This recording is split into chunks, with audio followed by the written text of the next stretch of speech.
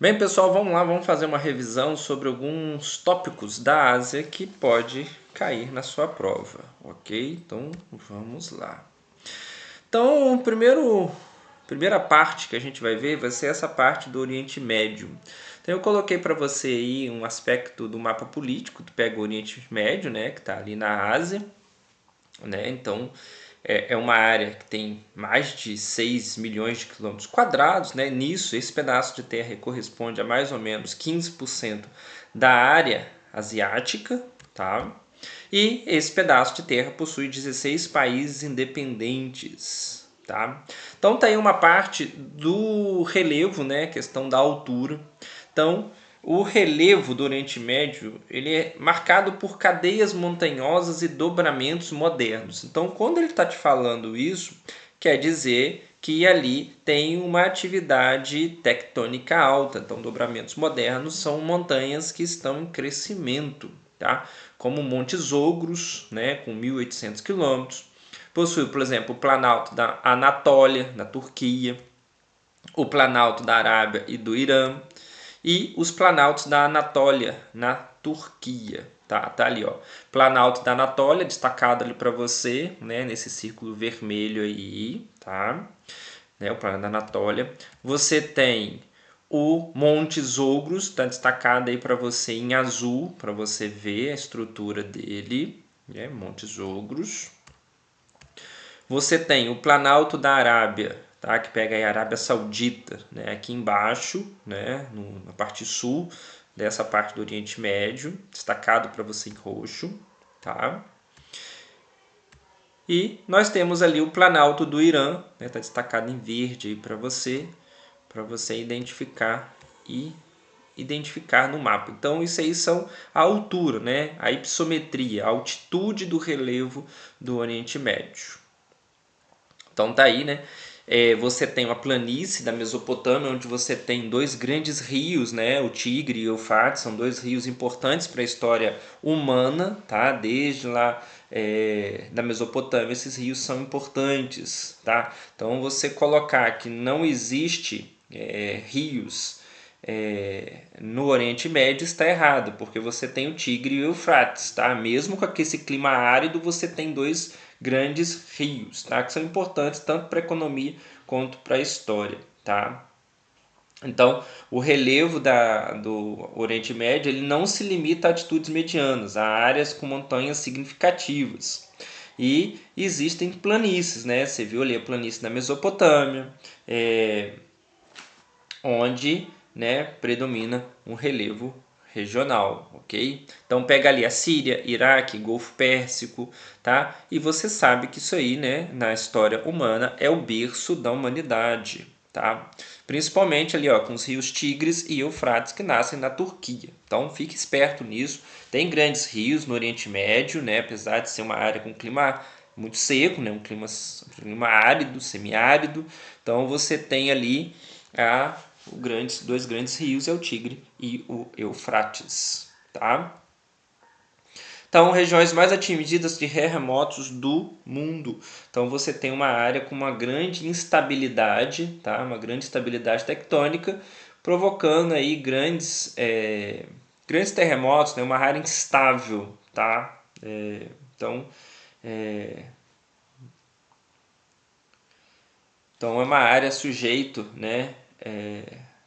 Uma área sujeita, não é uma área estável, né? Uma área instável, sujeita a grandes terremotos, tá? Então presta atenção nisso. Então tá aí um outro mapa para destacando as placas tectônicas no Oriente Médio, tá? Em cada placa aí você tem a movimentação dela, você tem ali a placa tibetana, a Eurásia, então ela faz um movimento transversal. Então você tem outros movimentos de placas tectônicas, no movimento que elas fazem, né? A placa da Arábia chocando contra ali a placa africana. Então você tem uma movimentação, né? Um encontro de placas muito grande. Então, por isso a gente pode falar, né, que o relevo do Oriente Médio é marcado por cadeias montanhosas, você viu lá, né, o Monte Zogros, né, o Elbrus. Então você tem ali cadeias montanhosas e dobramentos modernos, né, como os Montes Ogros, Herbuso, Ieme. Então, é resultado de uma intensa atividade tectônica na região, ou seja, o encontro de placas tectônicas. O choque de placas tectônicas faz esse relevo ser um relevo moderno. Tá? Essa instabilidade geológica está relacionada à colisão das placas tectônicas, o que gera áreas de grandes altitudes e relevo acidentado. Então, você tem ali rios, que é o Tigre e o Eufrates, você tem uma área que é uma área montanhosa, mas possui algumas planícies, tá? Como a planície Mesopotâmia, tá? E não é uma área estável, é uma área instável, com grandes terremotos. Tá aí um mapinha da escala Richter para você, né? Então, quanto maior foi essa escala, pior vai sendo o terremoto. Então, escalas mais baixas, né, você tem uma movimentação de terra menor e, consequentemente, o impacto que esse terremoto vai fazer vai ser bem menor. Né? Acima de 6, você já tem, são terremotos bem intensos, né, onde você tem a estrutura das construções se partindo. Ok? Qualquer coisa você dá uma pausa no vídeo e consulta essas escalas aí da escala Richter, ok? Sobre o clima e vegetação, né? Um clima árido, um semiárido, então você é uma área seca com plantas xerófitas, é aquela planta adaptada a um clima seco. Então, por exemplo, o cacto é uma planta xerófita. Então você sabe que tem uma escassez de chuvas e a amplitude térmica, ou seja, a variação entre a menor e a maior temperatura é muito grande. Então você tem ali, varia entre 50 e 0 graus, ok? Então o destaque dessa área aí é o deserto da Arábia, ok? Então tá ali o destaque para você do deserto da Arábia em vermelho. Continuando, você tem o clima dessa região, então 90% da Arábia Saudita, tá? Parte da Síria, da Jordânia, então você pega ali, ó, o que está em amarelo, nesse amarelo mais forte, é um clima tropical, tá? Essa parte maior do território do Oriente Médio é uma área de deserto, então um clima de deserto. Tá? O semiárido é a parte amarelinha, esse amarelinho mais clarinho, então você tem ali um clima semiárido. O que está em verdinho claro é uma área mediterrânea e o que está num verde mais escuro é o clima temperado. Então, se você fosse pegar aí o clima, né, a maior parte do território do Oriente Médio está em climas semiáridos e clima desértico, tá? Clima árido. Então, esses dois pontos, esses dois climas podem estar na sua prova, ok? Então, paisagens vegetais, né, pelo clima semiárido, você vai ter, né, predomínio de estepes. No clima temperado e mediterrâneo, você tem com verões quentes e secos e invernos amenos e chuvosos. Tá? Você tem a vegetação mediterrânea, a presença de garrigues. Então, o que está em amarelinho ali são estepes e pradarias, que é uma grama, né? A vegetação mediterrânea está aqui em roxinho, né, em volta ali do mar Mediterrâneo, e a maior parte é o clima, né, a vegetação de deserto, são plantas adaptadas àquele clima seco, ok? Beleza, até aí, qualquer coisa, só colocar aí nos comentários que a gente vê depois. Um próximo tópico que pode ser que esteja na sua prova são as monções, né? As monções são esses ventos, né, que sopram ali na Ásia, que trazem a chuva, né, que é uma movimentação, né. Então, no verão, a porção continental se aquece mais do que o oceano, tornando uma área de baixa pressão, tá? E permitindo a entrada de massas úmidas que se originam no oceano, levando a chuva, né, a formação de chuvas intensas. Então, é o que você está vendo aqui, ó. Então, durante o verão, o continente se transforma numa área de baixa pressão, onde os ventos sempre sobram da alta para baixa pressão. Então, vai levar a umidade que está no oceano, junto com essa massa de ar, para o continente. Então, vai causar, né, aquelas chuvas intensas e que favorece o Oriente Médio. Então, este é um mecanismo clássico das monções do verão no sul da Ásia, especialmente na Índia. O aquecimento do continente cria uma zona de baixa pressão, que atrai ventos úmidos vindos do Oceano Índico. Ao encontrarem barreiras naturais, como a Cordilheira do Himalaia, essas massas de ar sobem, resfriando-se e provocando chuvas torrenciais, muitas vezes por consequência devastadoras, causando até deslizamento de terra, enchente, tá? Como que foi registradas em 2024, tá? Então, a principal causa das monções é essa movimentação das massas de ar. No inverno ocorre o contrário, né? Você tem que o oceano vai estar numa baixa pressão, né? E o continente vai estar mais aquecido em alta pressão. Então os ventos vão soprar do continente para o oceano, causando ali uma questão de secas, né? Então essa massa ela não tem umidade, então ela vai causar ali um período de seca, tá? Então, se você pegar aqui o degelo, né, lá do Himalaia, não é responsável pelas monções, tá? Então, o correto, né, é o continente ser uma baixa pressão e o oceano está em alta pressão. Então a alta pressão sempre vai para baixa pressão, tá? Então o oceano está em alta pressão indo para o continente que está em baixa pressão, tá? Porque o continente está mais aquecido. Então mais aquecido está em baixa pressão. Então, geralmente as monções vão causar, né, grandes alagamentos, desmatamentos que pode provocar. Não é a causa principal, tá? E instabilidade tectônica não tem nada a ver com as chuvas de monções, beleza? Então, uma coisa não tem nada a ver com a outra. Presta atenção nisso. Então, monções é causado pela movimentação das massas de ar, né, indo da alta pressão para baixa pressão. Então, alta pressão indo para baixa pressão, beleza? O próximo tópico que a gente tem aí, né, é a economia, né, do Japão e da Coreia, tá? Então eles são grandes importadores de produtos, né? Então eles usam, né, apesar de eles terem uso de tecnologia, uma produção intensiva, o território, né, é muito pequeno e tem uma grande população. Então eles tiveram que otimizar a produção de alimentos. Então você tem aí que eles importam, né, muitos produtos, né? Então eles acabam importando, né, muitos produtos agropecuários. Ele não se destaca na questão da exportação de produtos. Tá? Então, o Japão e a Coreia do Sul possuem territórios limitados, com relevo montanhoso e poucos espaços disponíveis para a agricultura em larga escala. Além disso, a urbanização intensa e a escassez de terras férteis dificulta a produção agropecuária significativa.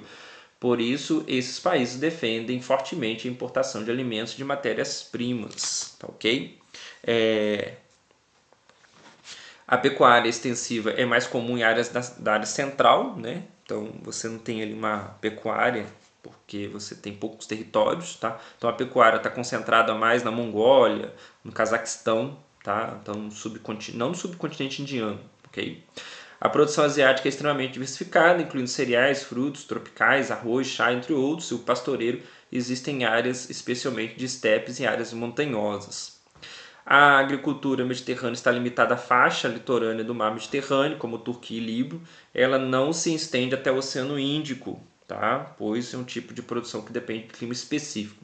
E a agricultura comercial de cereais está concentrada no leste e no sudeste asiático, como a China, Índia e Indonésia. A Arábia Saudita, Iraque tem clima árido com baixa produção. Então, o Japão, e a Coreia, por terem territórios limitados e montanhosos, eles acabam importando grandes produtos agrícolas. Ok? O próximo aí é sobre o petróleo no Oriente Médio. Então você sabe que a maior parte, né, das fontes de petróleo no planeta estão concentradas no Oriente Médio. Então é um produto muito lucrativo e concentra a renda. Então muitos países acabam no Oriente Médio responsável por inovarem, né? Então países como Catar, Emirados Árabes Unidos, eles acabam investindo, né, em outros setores, como turismo, eventos. Então, faz isso diversificar, né, a obtenção de riquezas, né, por país. Então, a riqueza gerada pela exploração do petróleo no Oriente Médio tem sido usada para diversificar as economias locais, especialmente em países como Catar, Emirados Árabes Unidos, Arábia Saudita. Esses países têm investido em infraestrutura, turismo de luxo, eventos esportivos internacionais e centros financeiros, tudo para parte da estratégia para reduzir a dependência do petróleo. Por exemplo, o exemplo do Catar, usou recursos do petróleo e gás natural para sediar a Copa do Mundo em 2022, construindo estádios, hotéis, sistemas de transportes modernos. Emirados Árabes Unidos se destacam pelas cidades como Dubai, Abu Dhabi, que se tornam centros turísticos e comerciais globais, ok? Então, presta atenção nisso, Então, você tem os países, produtores de petróleo utilizando o dinheiro do petróleo para como riquezas adicionais, não ficarem dependentes somente do petróleo. Então tá ali o petróleo encontrado na Arábia Saudita, Emirados Árabes Unidos, Catar, Bahrein, Kuwait, no Irã, e no Iraque. Então eles formam a OPEP, que é uma organização dos países exportadores de petróleo, foi fundada em 1960. Então o petróleo tem esse papel geoestratégico para países no Oriente Médio.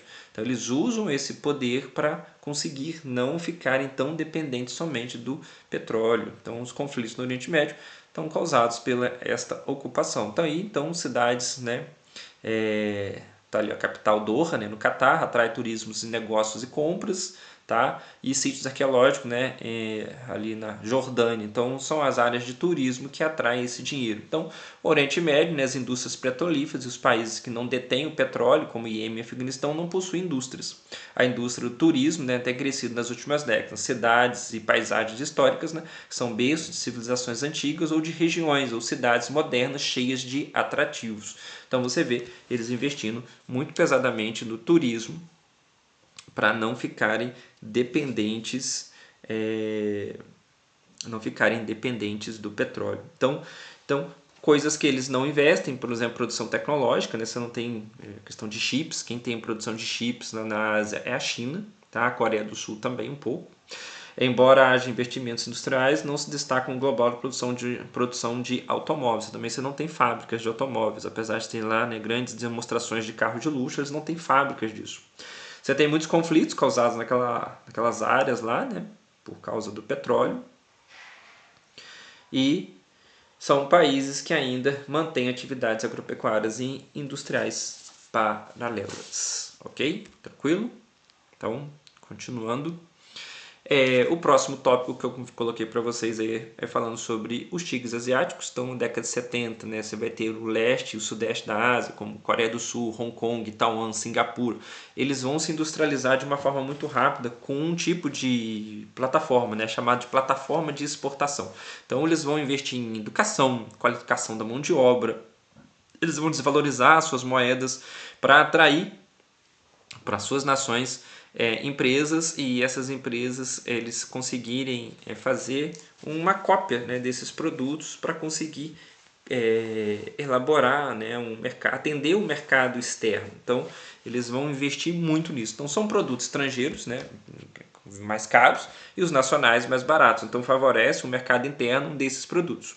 Então a exportação vai ser mais competitiva. Eles vão investir em infraestrutura como energia, transportes, portos, e para poder favorecer esse tipo de industrialização.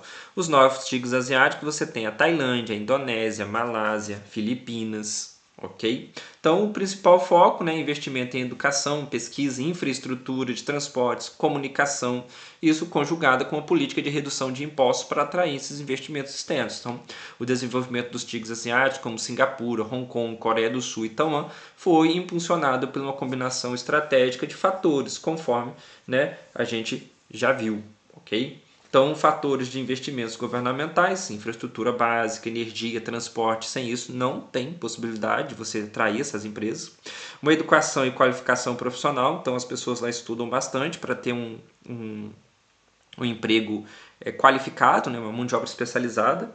Foram priorizadas a criação de mão de obra barata, mas altamente qualificada. Políticas fiscais atrativas, como redução de impostos, incentivos à instalação de empresas multinacionais, especialmente japonesas e norte-americanas, e o foco na exportação, como indústrias voltadas para o mercado externo que aceitou o crescimento econômico, beleza? Então, lembrando que os tigres asiáticos não possuem grandes reservas de petróleo, tá? Então, assim, o foco deles é a industrialização e tecnologia não agropecuária, e houve, né, um forte investimento em educação, tá? Para poder chegar a essa plataforma de exportação, essa industrialização, e também não estão atreladas à indústria bélica. Presta atenção nisso, cuidado com isso. O próximo passo aí, né, são as pirâmides etárias na China. Você consegue observar a pirâmide etária na década de 70, né, 1970, e a década de 2020, você tem uma mudança bem característica da pirâmide etária na China. Você vê uma base, né, até 19 anos, ela se limitando muito. Um corpo já bem maior, né, ali entre essa faixa dos 30 a 39 anos mais estendida, e você vê uma base mais larga, um topo mais largo, a base mais estreita e um topo mais largo. Então quer dizer que essa população está envelhecendo e não vai tendo aí a questão de uma reposição de mão de obra. Então você vê ali, em 1970, né, a pirâmide tinha uma base larga, indicando alta taxa de natalidade pelo domínio de jovens, é o que você observa na primeira pirâmide. Tá? Em 2024, a base da pirâmide está visivelmente mais estreita, refletindo uma queda acentuada na natalidade. Então, tem a pirâmide de cá, né? 2020, você vê que tem uma base mais estreita e você vê que está nascendo menos crianças, ou seja, você tem uma baixa taxa de natalidade. Há um aumento proporcional das faixas etárias mais velhas, evidenciando o envelhecimento populacional. Então, a população está envelhecendo mais. Então, essa transformação está diretamente ligada à política do filho único, implementada em 1979 e mantida por décadas. Essa política foi eficaz em reduzir o crescimento populacional, mas também trouxe desafios como redução da população jovem, envelhecimento acelerado, pressão sobre o sistema previdenciário de saúde. Então, eles têm que pensar agora como essas pessoas vão se aposentar, ok? Tranquilo? Então, a população, né, da China está ainda, né, em idade ativa, ela é significativa, né, embora está começando a declinar. Tá? A população de crianças diminuiu, não cresceu. O envelhecimento da população não foi revertido, tá?